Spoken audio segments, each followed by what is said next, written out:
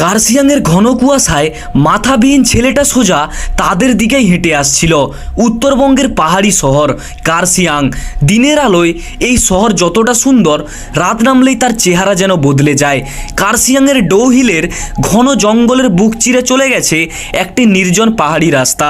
স্থানীয়দের অনেকেই এই রাস্তার নাম দিয়েছে ডেথ রোড।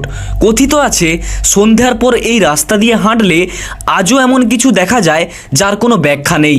ঘটনাটি এক পর্যটক দম্পতির। একদিন বিকেলে কার্সিয়াংয়ে ঘুরতে গিয়ে তারা ভুল করে ঢুকে পড়েছিলেন ডৌহিলের সেই নির্জন রাস্তায়। তখন পাহাড়ে কুয়াশা নামতে শুরু করেছে, পাইন গাছের ফাঁক দিয়ে বাতাস বইছে, আর চারপাশে অস্বাভাবিক নীরবতা। হঠাৎ তারা দেখতে পেলেন কয়েক গজ দূরে গাছগুলোর অন্ধকারের মধ্যে কেউ যেন হাঁটছে। প্রথমে তারা ভেবেছিলেন হয়তো কোনো স্থানীয় মানুষ, কিন্তু টর্চের আলোটা যখন সেই অববয়ের উপর পড়ল তখন দুজনেই যেন পাথর হয়ে গেলেন। কুয়াশার মধ্যে দাঁড়িয়েছিল একটি ছোট ছেলে, কিন্তু তার শরীরের ওপর কোনো মাথা ছিল না। মাথাবিহীন সেই অববয়টা ধীরে ধীরে তাদের দিকেই এগিয়ে আসতে শুরু করলো।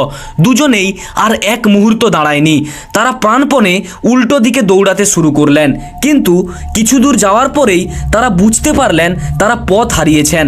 যেদিকেই যাচ্ছেন কিছুক্ষণ পর আবার সেই পাইন গাছ, একই রাস্তা, একই জায়গা।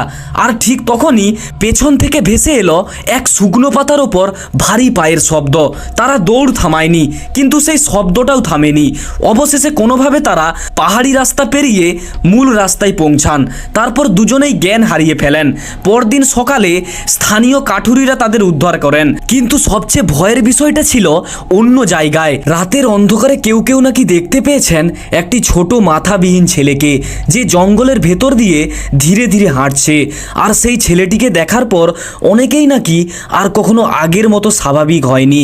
তাহলে পেছন ফিরে তাকানোর আগে একবার ভেবে নিও, হয়তো তোমার পেছনে যে হাঁটছে তার মাথাটাই নেই।